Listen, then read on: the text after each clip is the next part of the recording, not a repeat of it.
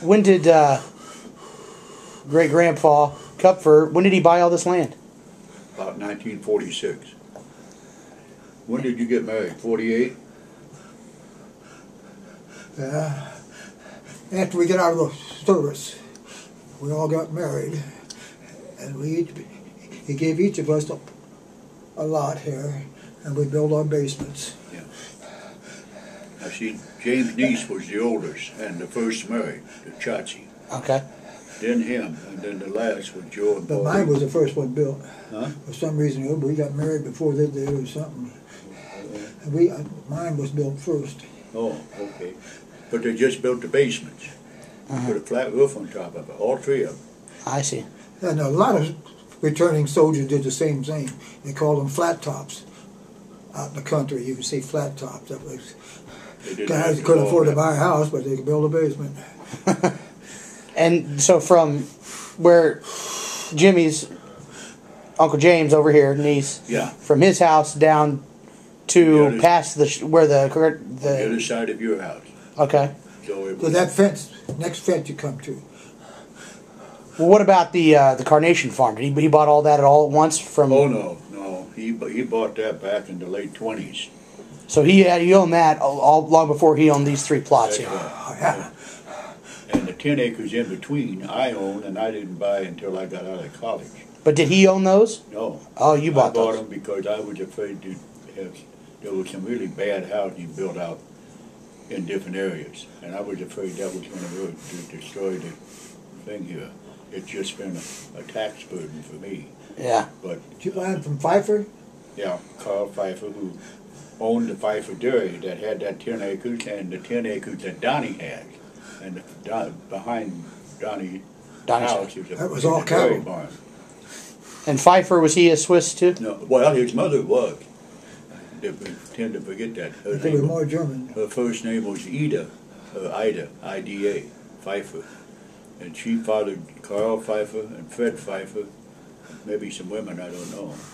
But they became, Carl Pfeiffer, Fred Pfeiffer, became was Commercial Lithograph, a really big firm. Mm-hmm. So I'm just trying to get my timeline straight. When he moved over, he bought that house right next to the Carnation Farm. Is that correct? Talking about your dad. That went with the greenhouse. Right. So when he moved from Switzerland, he bought that, and then he bought the greenhouse. No. Not that quickly. He got here. Tell me about him coming over from Switzerland and how the timeline of how things went. He landed in New York. He had an uncle there. I didn't know. First name was Henry. No kidding, I didn't know. And that. I'm named after him. Oh, He was not there very long. Then he had some relatives in Ohio. Mm-hmm. Theater. Yeah, there were quite a few of them. I don't know what year was this.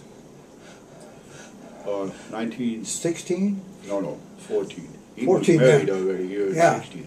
about 1914. So he stayed in Ohio with his relatives for a couple of years. Then he wanted to go west. He went to get in the wheat fields. So he got as far as Kansas City, and it didn't take him long. You'll find a bunch of Swiss here. The Mühlbach Brewery was the big brewery here, and its logo was a Swiss flag. Mm-hmm.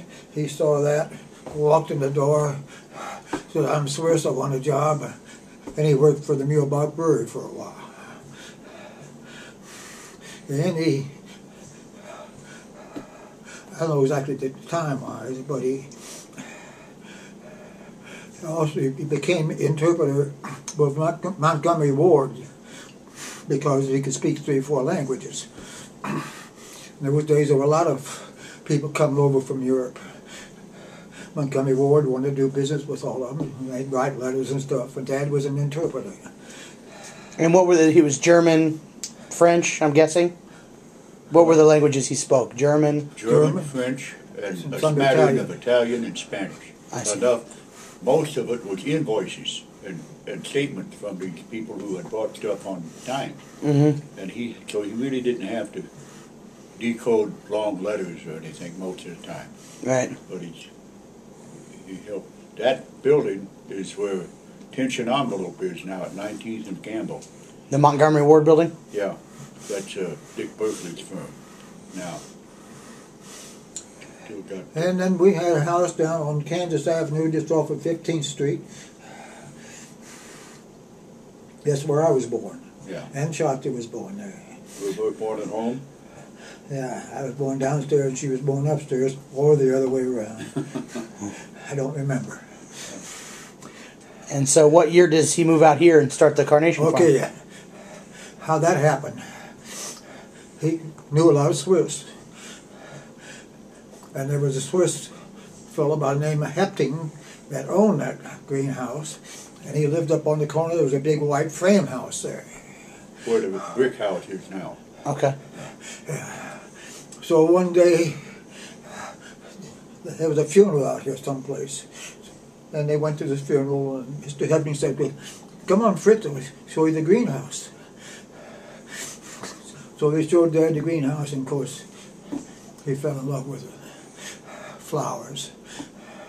He said, well, if you ever need somebody who needs somebody to work out, should let me get in it. Shortly after that, in April of 1920, big hailstorm. Hepting was getting kind of old. And he had a little greenhouse over in Overland Park, kind of a retail shop over there where his daughter worked. Anyway, so he didn't want to put all that glass back in, and he thought about Fred. So he caught a hold of Fred, made him a proposition. You take it over, and you pay me when you start making any money. So Dad and he got another partner, Gene Ryle, a Frenchman. French-Swiss. French-Swiss, yeah. And he had been in a flower shop in Geneva or someplace over there. They got the glass back in, put a new crop in, and continued raising carnations. And I don't know when Dad finally, well then baby, I know we had a mortgage on it.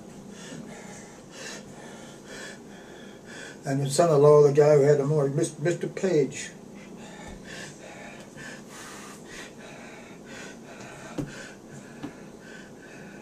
And the guy that held the mortgage didn't want the greenhouse. And this was during Depression, like we're going into now. That's what it was like then. A lot worse. So the guy let us keep the greenhouse, but Dad keep the greenhouse even though he wasn't making any payments on it. Because he didn't want the damn thing. And Dad, there's always a chance that Dad would be able to pay for it. And he finally did. And that's the bulk of my story. And the greenhouse over here was Kupfer owned for how many, until when? Partially owned from 1920. Gene Rao had part of it for maybe 5 or 6